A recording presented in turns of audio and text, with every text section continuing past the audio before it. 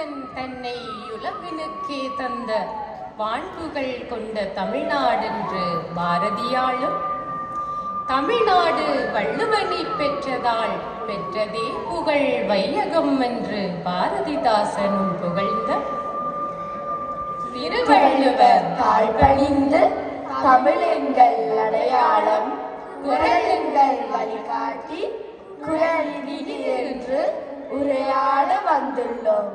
சபையோருக்கு அன்பு வணக்கம். திருவள்ளுவம் தமிழ்மறை, பொதுமறை, முப்பால், தெய்வநூல், வாயுரை வாழ்த்தென திருக்குறளுக்கு ஏன் இத்தனை பெயர்கள்? அறத்துப்பால், பொருட்பால், காமத்துப்பால் என 3 பெரும் பிரிவுகளாக நூல் இருப்பதனால் திருக்குறளுக்கு இத்தனை பெயர்களாக இருந்திருக்கும் போல. நாயனார், முதப்பாவலர், தெய்வப்புலவர், பெருநாவலர், நான்முதன், பொய்யாமொழி புலவர், சென்னாபுதார், இப்படி திருவள்ளுவருக்கும் அதிகமான பெயர்கள் ஏன்? 133 அதிகாரங்களையும் 1330 குறட்பாக்களையும் எழுதிய புலவராயிற்று. அதனால் திருவள்ளுவருக்கு இத்தனை பெயர்களாக இருந்திருக்கும். நான் அறிந்திருக்கிறேன். ஆங்கிலம், French, Germany, Spanish, Latin, Russian, Finnish, Norwegian, Swedish, Italy, செக், டச், ஹங்கேரி, போலிஷ் என 14 ஐரோப்பிய மொழிகளில் திருக்குறள் மொழிபெயர்க்கப்பட்டுள்ளது. அருமை அருமை. நீங்கள் அறிந்தவையும் கேட்டவையும் அத்தனையும் உண்மை. ஐரோப்பிய மொழிகள் 14லும், ஆசிய மொழிகள் 14லும், இந்திய மொழிகள் 10லும் திருக்குறள் மொழிபெயர்க்கப்பட்டுள்ளது. ஓ, இத்தனை சிறப்புகள் உண்டா? வேறெப்படி நினைத்தாய் நீ? மனனம் செய்து போட்டியில் வென்றால் 100 ஹீரோக்களை பரிசாக வெல்லலாம் என்றல்லவா நான் நினைத்தேன். அடி வாங்க போகின்றோம் இமையா. இவ்வளவு நேர பழிவிலும் திருக்குறளை மனனம் செய்ய சொல்கிறார்களே, காரணம் இல்லாமல் இருக்குமா? அப்படியா?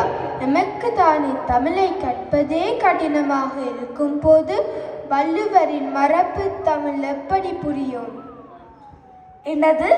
திருக்குறளை படித்தால் அடி விழுவதை போல வலிக்குமா என்ன? ஏன் இப்படி கூறுகிறீர்கள்? அடி வாங்கத்தான் போகிறீர்கள் சாகித்யர். என்னிடம் அல்ல, திருவள்ளுவரிடம். 2 அடிகள் தான். ஆனால் திருக்குறளை படித்தால் வலிக்காது, வாழ்வை இனிதே வளமாக்கும். மரபு தமிழை பற்றி பேசினார் அஸ்விகா. நாம் பன்மொழி பேசும் நாடுகளில் வாழ்கிறோம். அதனால் நாம் பேசும் மொழிகளும் சூழலும் பல கலாச்சாரங்களுடன் அமைந்திருக்கிறது. அதனால் நாங்களாகவே தமிழை கேட்பது கடினம் என நினைத்துக் கொள்கிறோம். ஆனால் எமது ஒவ்வொரு அணுவிலும் தமிழ் நிறைந்திருக்கிறது என்பதுதான் உண்மை. சரி, நீங்கள் உண்மை கூறீர்கள். ஆனால் இந்த பிரெஞ்சு நாட்டில் தமிழால் நமக்கு என்ன நன்மை என்று கூறுங்களே. அதுதானே, விமானம் படைத்தோம், அண்டவெளி எங்கும் பறக்கிறோம், வேற்று கிரகத்திற்கு சென்று வாழ முடியுமா என ஆராய்கிறோம், தீர்க்க முடியாத நோய்களில் தீர்க்கிறோம், செயற்கை நூல் செயலி கொண்டு உலக ஆள்கிறோம். இத்தனை அறிவியலையும் விஞ்ஞானத்தையும் கற்க ஆங்கிலமே போதுமாக இருக்கிறது. அறிவியல் கற்க ஆங்கிலம் இருக்கலாம், வாழும் இந்நாட்டில் பிரெஞ்சு இருக்கலாம், அண்டங்கள் கண்டங்கள் தாண்டி நாம் விண்ணில் பறக்கலாம். ஆனால்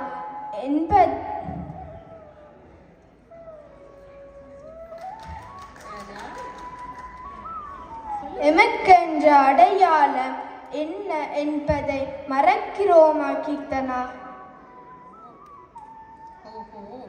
உண்மைதான்.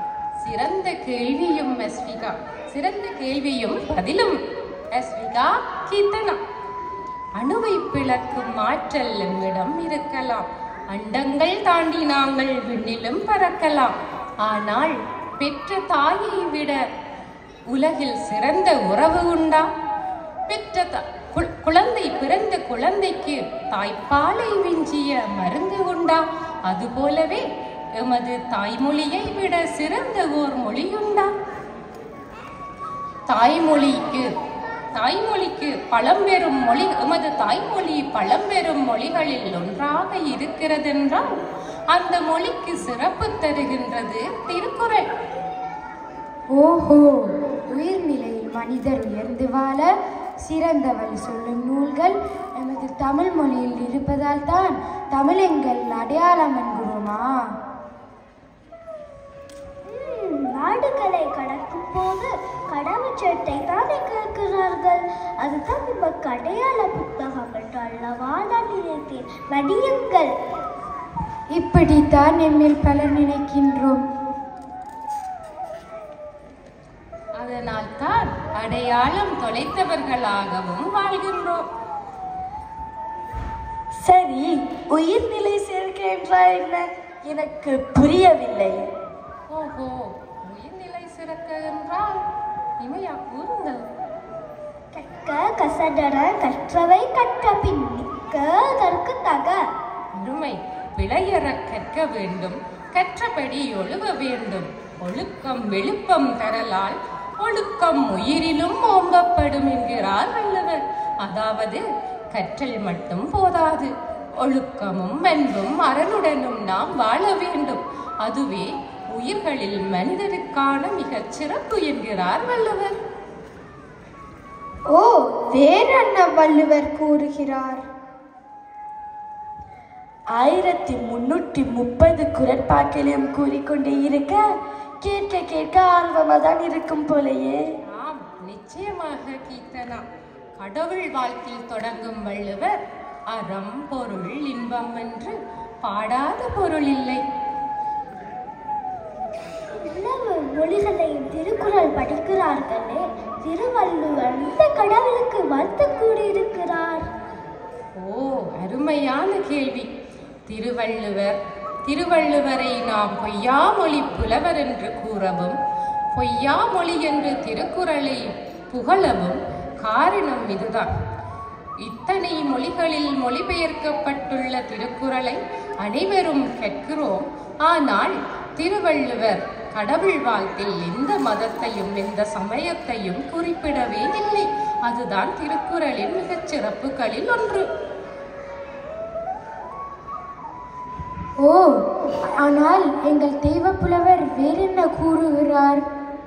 ஓ, இதை சொல்வது இன்னா செய்யாமை இனியவை கூறல், கல்லுண்ணாமை புலால் உண்ணாமை, கல்வி நட்பு அறங்கள் அத்தனையும், விருந்தோம்பல் காதல் இல்வாழ்வு, இப்படி அரசியல் போர் சமூக நீதி அத்தனையும் சான்றாண்மை அத்தனையும் கூறுகிறார் திருவள்ளுவர். ஓ, சுருங்க கூறினாலே இவ்வளவு உண்டா? மனன போட்டியில் நன்மை என்பது நாம் எப்போதும் திருக்குறளை படிக்க வைக்க துளைத்தவர்களாக தூண்டுகிறாக இருக்கிறது. அதாவது புரிந்தது. அஸ்மிகாவுக்கு புரிந்தது. திருக்குறள் மரண போட்டி பற்றி அவர் பேசுகிறார். மகிழ்ச்சி. வாழ்வில் எந்த இன்னல் வரினும் வாழ வழி சொல்லவும், வாளெடுத்து போரிடாமல் சொல்லெடுத்து வாழ்வை நாம் வளமாக்கவும் தமிழில் இனிய நூல்கள் பலவுண்டு. அந்த வகையில் வானும் மண்ணும் காற்றும் குளிரும் இந்த மரம் செடி கொடிகளும் இயற்கையோடு இணைந்து வாழ்தலைப் போல தமிழர் நாம் ஒரே குணத்தவராக வாழ்வதற்கு திருக்குறளும் தமிழும் வழி சொல்கிறது. அப்ப அடுத்த முறையும் திருக்குறள் வளர போட்டிக்கு பங்கு பெற போகிறேன். ஆனால் திருக்குறளை நாம் படிப்பது மட்டும் செய்யலாமே, அதற்கு ஏன் போட்டி? மிகச் சிறந்த கேள்வி சாகித்யர். பள்ளிக்கூடம் தொடங்கியதும் நீங்கள் பிரெஞ்சு மொழியில் கவிதைகளை மனனம் செய்ய தருகிறார்களா இல்லையா? ஆம், நிறைய போயசி கவிதை மனனம் செய்திருக்கிறோம். ஆனால் நீங்கள் ஒரு கவிதையை பிரெஞ்சு மொழியில் உடனே கேட்டால் கூறுவீர்களா? அச்சச்சோ, அதெல்லாம் நிலவில் இல்லை. ஆனால் என் அம்மா சின்ன வயதில் மரணம் செய்த குரலை இன்றும் சொல்லி தருகிறாவே. கொஞ்சம் சிந்திக்க வேண்டியது நாங்கள் தான். ஏன் நமக்கு மரணம் செய்யும் ஆற்றல் இல்லாமல் போனது? ஏன் நாம் உடனேயே மறக்கின்றோம்? இன்று தமிழர் எமது உணவு பழக்க வழக்கங்கள் மாறிவிட்டது. வாழ்வியல் முறைகளும் மாறிவிட்டது. வேலை சுமையே இல்லை என்றாலும் இந்த கைத்தொலைபேசி ஒன்றே நம்மை வேலைப்பளுவில் விழுத்தி விடுகிறது. ஆக பல நோய்களின் தாக்கங்களும் கூறிவிட்டது. ஆழ்மன ஆற்றலும் தியான உணர்வும் நம்மள் குறைந்து செல்கின்றது. அதனால் நேற்று மரணம் செய்ததை இன்றே மறந்து விடுகின்றோம். அப்போ இப்போட்டிகளாவது எம்மை திருக்குறளையும் நமது தமிழ் சார்ந்த மொழிகளையும் மரணம் செய்து அது பற்றி அறிய உதவுகின்றதல்லவா? ஆம், மரண போட்டி ஆழ்ந்த மரண போட்டி திருக்குறளை நாம் படிப்பதனால் எம்முள் ஆழ்ந்த மனநிலையில் திருக்குறள் எமக்கு மரணமாகின்றது. அது வாழ்நாள் முழுவதும் எமக்கு வழிகாட்ட உதவியாக இருக்கின்றது. மேலும் மரண போட்டியால் என்ன நன்மை? எமக்கு வெற்றி தோல்விகளை மதிக்க நாம் கற்றுக்கொள்கிறோம். அது மட்டுமின்றி கல்வி நிலை தகுதி தாண்டி பல திறமைகளை வளர்க்கவும் அது உதவி செய்கின்றது. ஆக இந்த திருநாவுக்கரசு மத்திய கல்லூரி பழைய மாணவர் சங்கம் முன்னெடுத்துள்ள திருக்குறள் மற்றும் அறிவுத்திறன் போட்டிகளில் ஒவ்வொரு வருடமும் பங்கு பெற்றுவதற்கு இன்றே மாணவர்கள் நீங்கள் தயாராகுங்கள். நாளொரு குறளாக அதை படிக்கத் தொடங்குங்கள். தமிழோடும் தனித்தமிழ் மொழியோடும் திருக்குறளோடும் எம் வாழ்வை அழகாக்குவோம். தமிழின் வாழ்க தமிழ், வளர்க அதன் புகழ். நன்றி, வணக்கம். சிறந்ததொரு நிகழ்வு. ஆசிரியைக்கும் மாணவர்களுக்கும் உற்சாகமான கைதட்டல் செய்து அவர்களுக்கு வாழ்த்துக்களை நன்றிகளையும் தெரிவித்துக் கொள்ளும். இவர்களுக்கான மதிப்பளித்தல் நிகழ்வின் இறுதியில் வழங்கப்படும். நன்றி.